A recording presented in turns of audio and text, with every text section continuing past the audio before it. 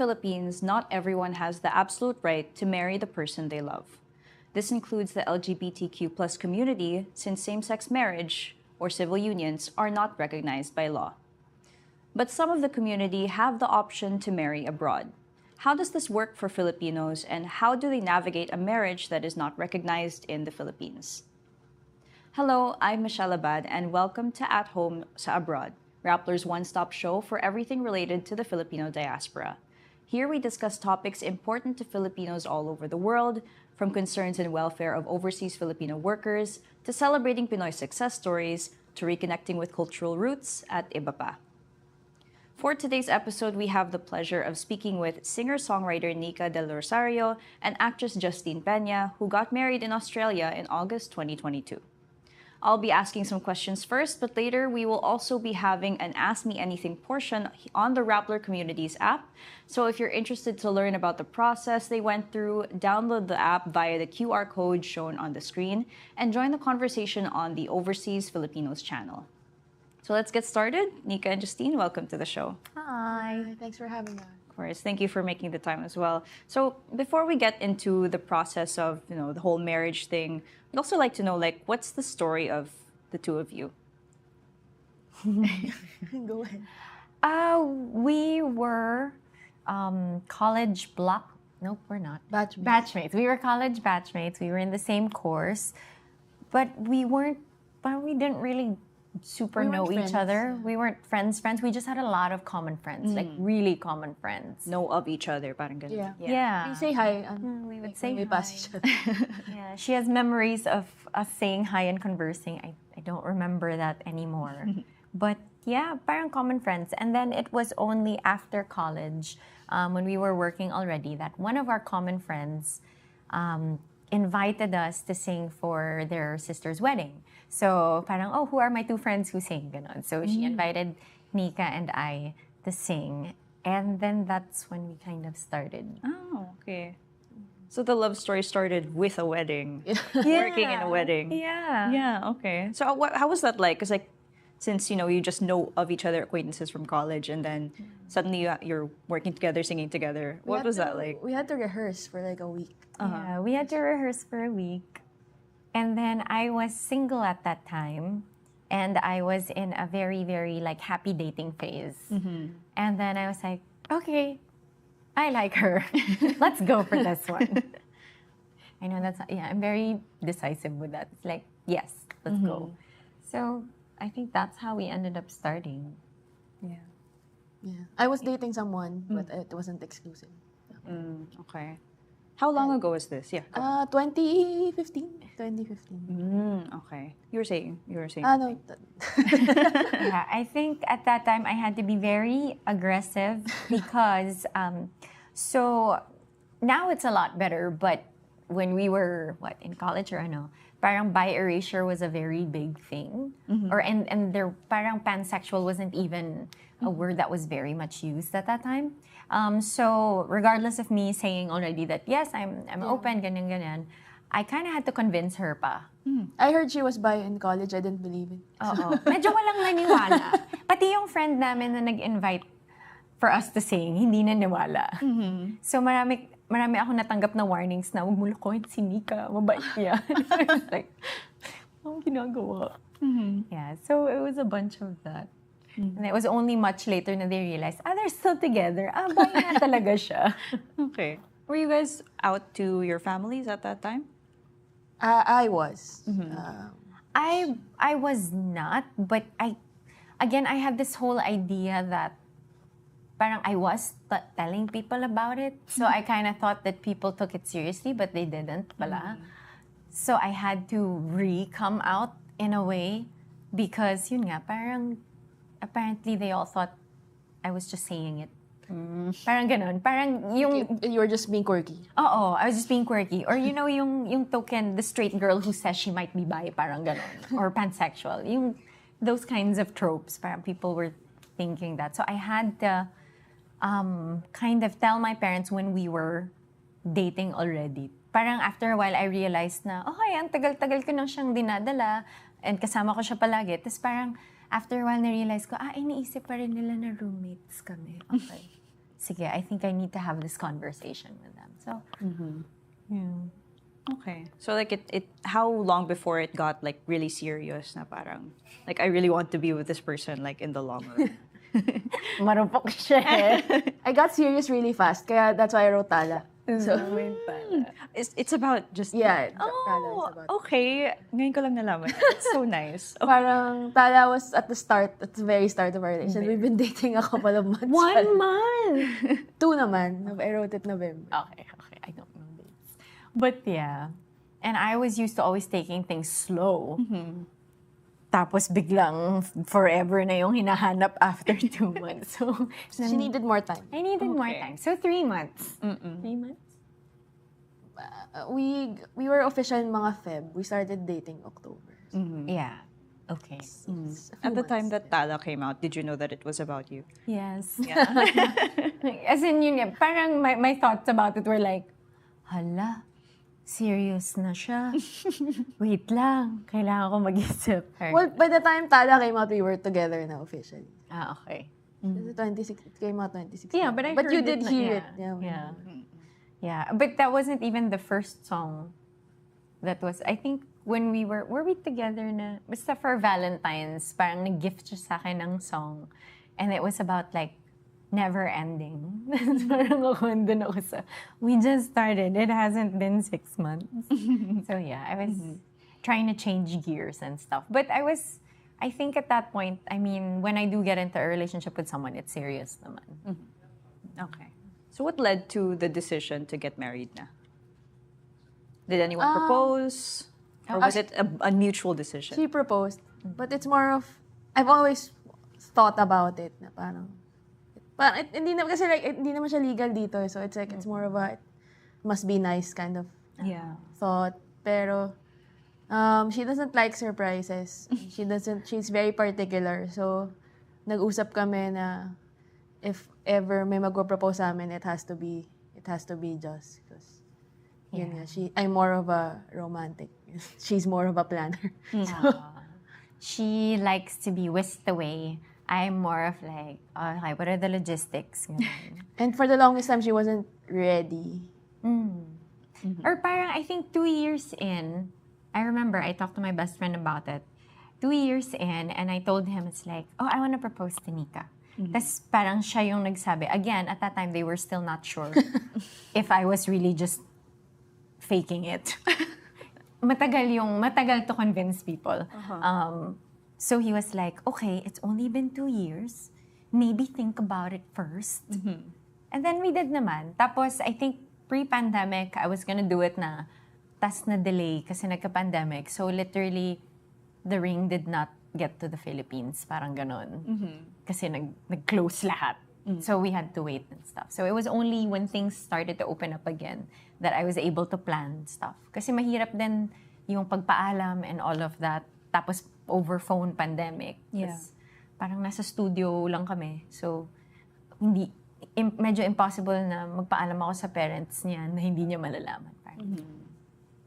So when did you propose mga pala? 2021. She knows dates.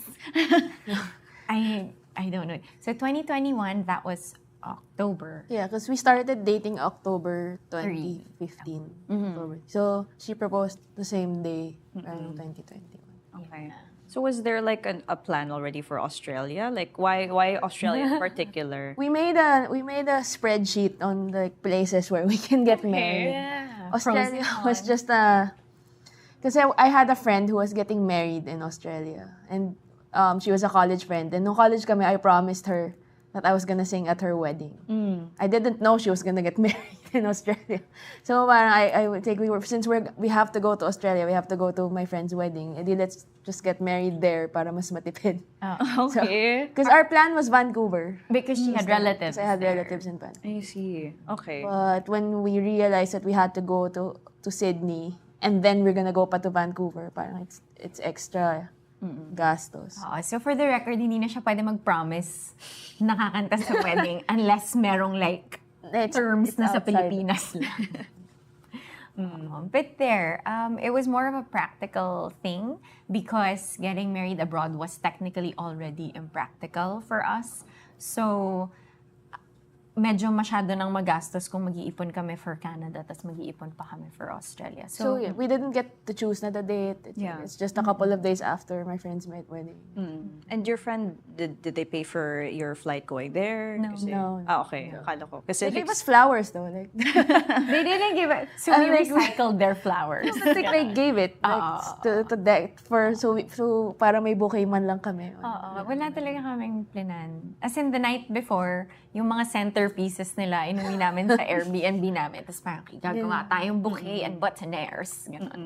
Okay. And like, for our viewers who might not know, is your marriage recognized here in the Philippines or not? No, it's not. No. In fact, right when we got home, on the way home, diba? We had to be single again. Okay, so like even when you write documents, you have to put single. Yeah, here, but here we're single. But in countries where it's legal, we're married. Yeah. So the week that we got married in Australia and then the flight back home, we already had to fill out single again in immigration. So parang medyo slap in the face kind of, yay, we're married. And then pagka-uwi, parang, ay, hindi pwede. How did that feel? Like going back and then immediately having to write single after your wedding? Oh, I wrote a song about it. What's the song? It's called Balang Araw. So Okay. Well, like that sure to give it a that listen. came out of that moment where we had to like write single again because it was very bittersweet. Yeah. We just got married a couple of days ago. Tamas. Exactly. We're still single. Yeah. Essentially, we're counting our wins, but it doesn't mean that these things don't sting. Kind of thing. Were you able to have any loved ones there with you in Australia? Yeah, we had 3 guests. So my brother, her sister, and my cousin. Okay. That's it. Buti naman, but then like we're gonna get to your wedding later on in Cavite, no? But then yeah, buti at least a few people were Yeah, able because we needed 2 witnesses. Right. Yeah, and I was game for like strangers talaga. Because we didn't... She wanted to get like random strangers off the street to witness our wedding. Kasi we didn't want to impose the cost on anyone. Tapos hindi rin namin mababayaran, di ba? So, parang yun talaga yung original plan. Tapos yung siblings na lang namin yung nag-volunteer na, okay, when is this? We're going. It's like, okay. Okay. So diba you guys had to go abroad because there's no same-sex marriage or civil unions for queer couples here. So if that had only been an option, would you have pursued that instead? And what are your thoughts on, the country not having such an option, even civil unions? We definitely would have just gotten married here. 100%. Based on our wallets. Parang ganon. Absolutely, we would have gotten married here. Yeah. It's sad that because and as a community, I think everybody collectively just wants to have rights. Like they don't even want the church weddings; they just want to be able to live as a married couple and enjoy like the privileges of being a married couple. And like something as simple as being in the ICU and God forbid something happens to your partner. And, conjugal property. Yeah, that sort of thing. You build a life with someone, and then if something happens to the other person, it doesn't guarantee that you get to keep that life. So apart from mourning the loss, may chance pa na lalabanan mo yung random relatives from whatever like far regions of the country because they actually have more claim to that property or whatever that ownership is than you. So ang hirap if you think about it. So very basic ano lang talaga. As in, again, logistical things. It's not even a jab at religion or anything like that. It's ano lang talaga, practicality sake. Pag may ma-ICU, may ma-ano, you can't guarantee that these medical facilities will acknowledge your union. I'm curious, like, how come you did take the step that you had to spend pa rin, you had to go through all of those logistical details in Australia for a marriage that wouldn't be recognized here? What made you do that? Well, ako po, I told her, parang, it's just a nice, comforting thought that somewhere around the world we're legally married. Yeah. If, I don't know, if we decide to leave the country someday, at least we'll be recognized as a married couple if we do move to a country where it's legal. Yeah. So also when you travel, then you can acknowledge yourself as married partners. So if there's any emergency while you travel, you're counted as each other's partner na talaga.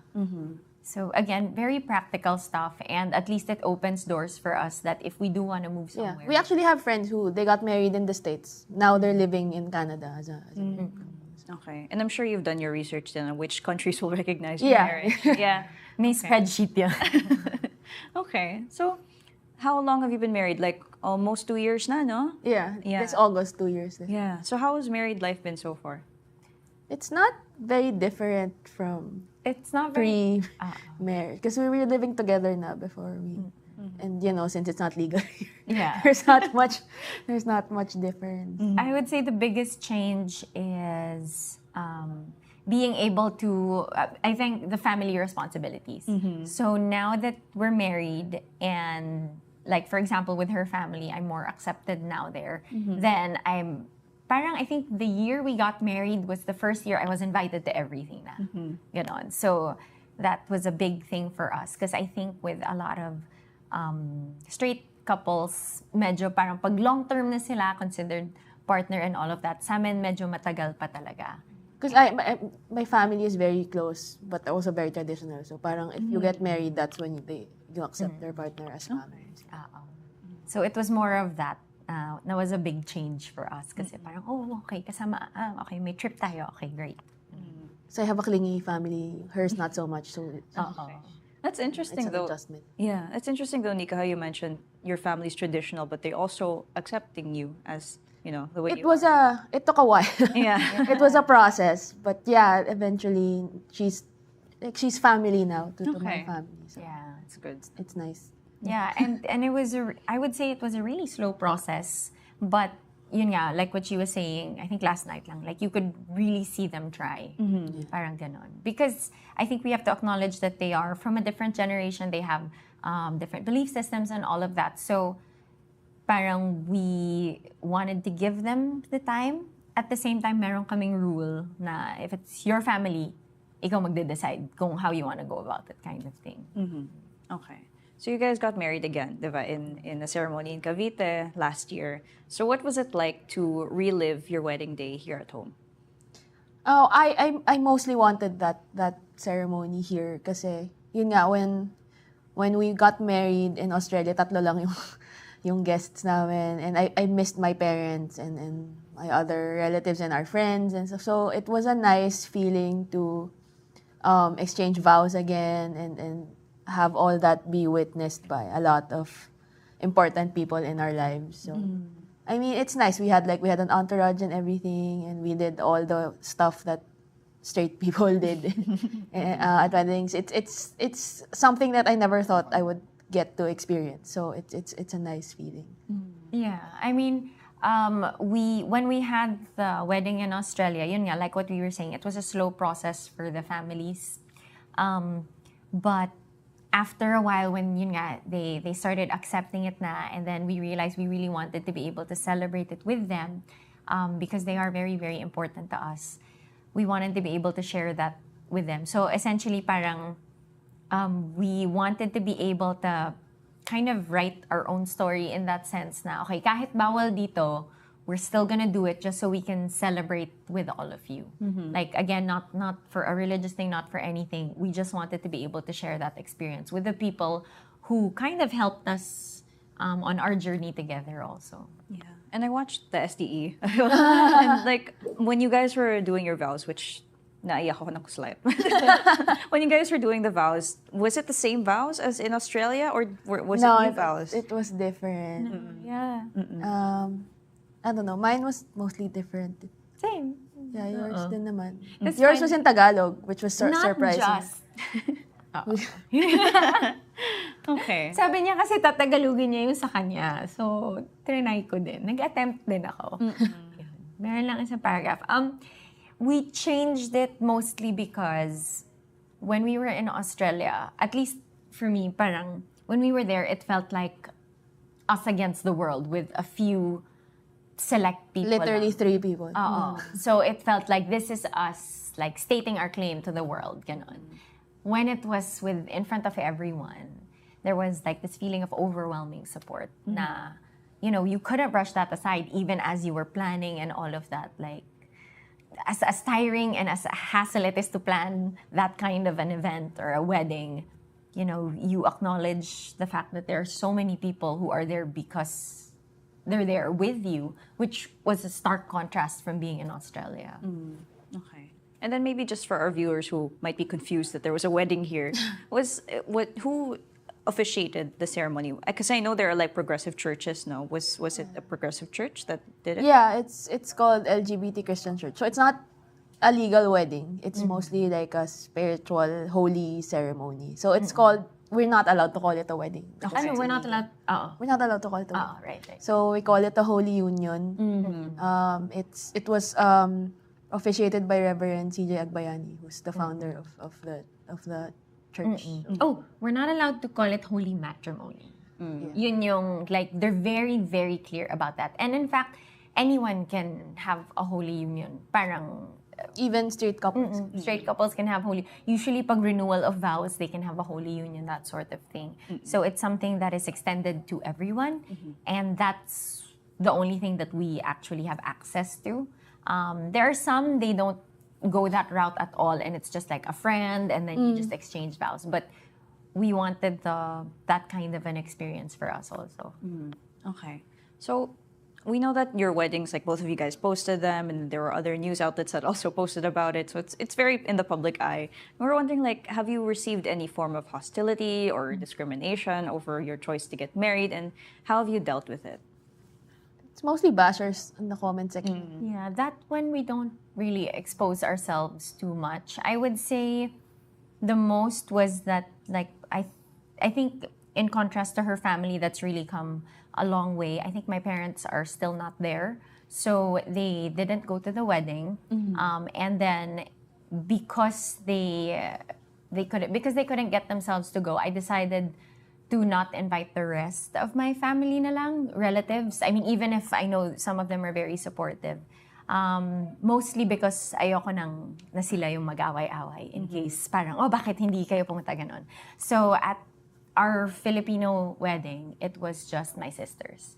So in contrast to her giant clan, it was just me and my sisters and my sister's now husband. You know? Okay. So I guess when we got married in Australia, more of like the week of our wedding, I had an uncle who wanted to set me up with someone. Okay. When they found out that I was getting married to a girl, they were like, let's take her out. Let's introduce them to ganyan-ganyan. Tapos parang, I know how to meet boys.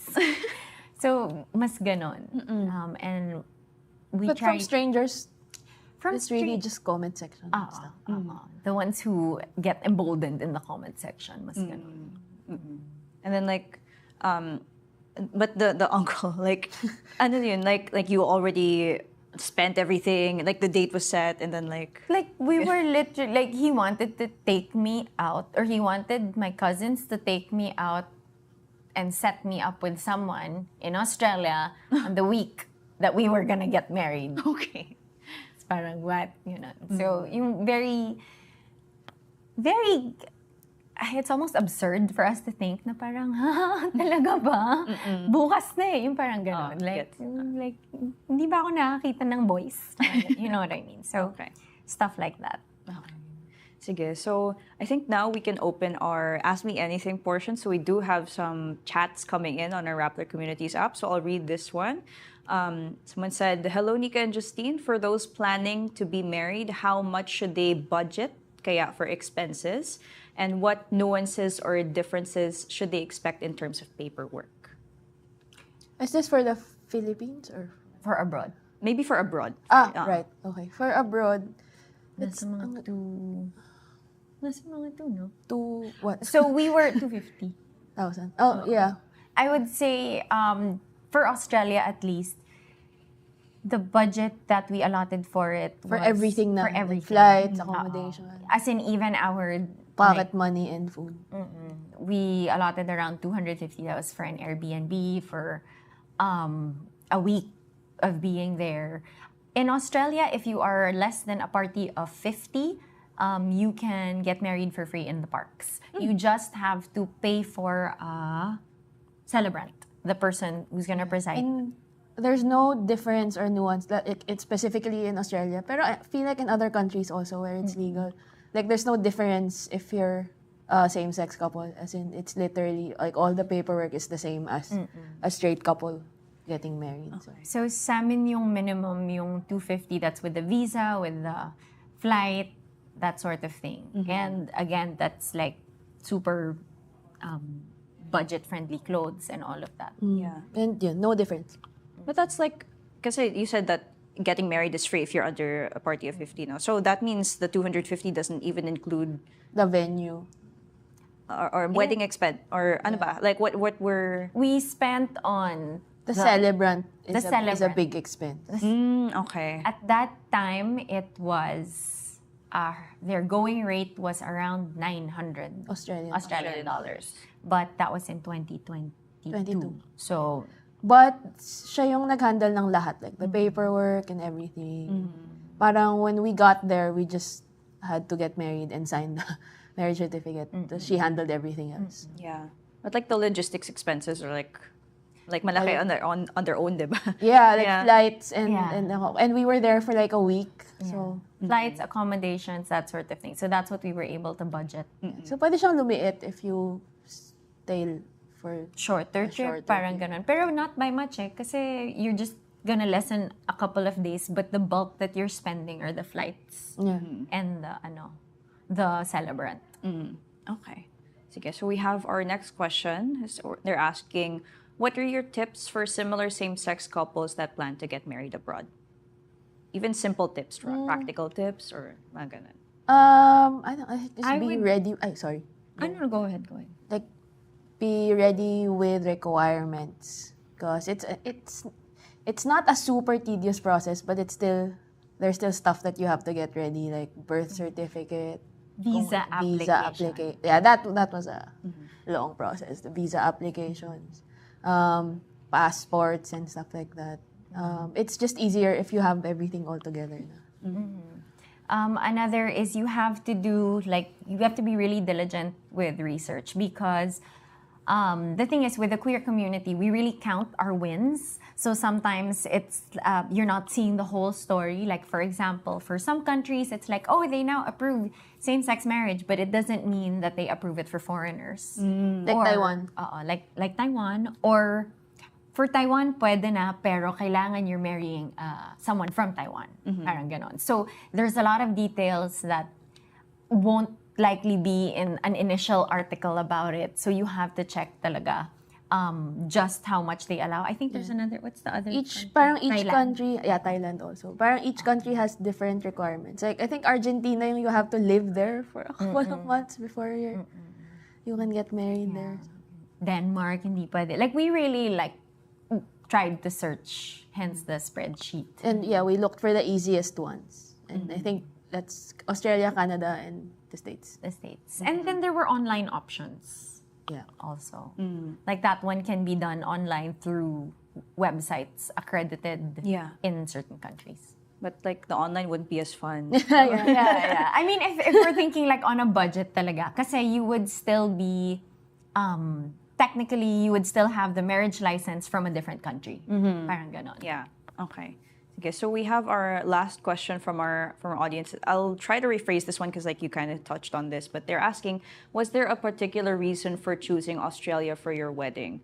But maybe I'll rephrase this since you kind of touched on it. So, would you say that of the countries that you were looking at, Vancouver, etc., US, regardless of if your friend had invited you to sing at their wedding, would you have still chosen Australia or would you have chosen somewhere else?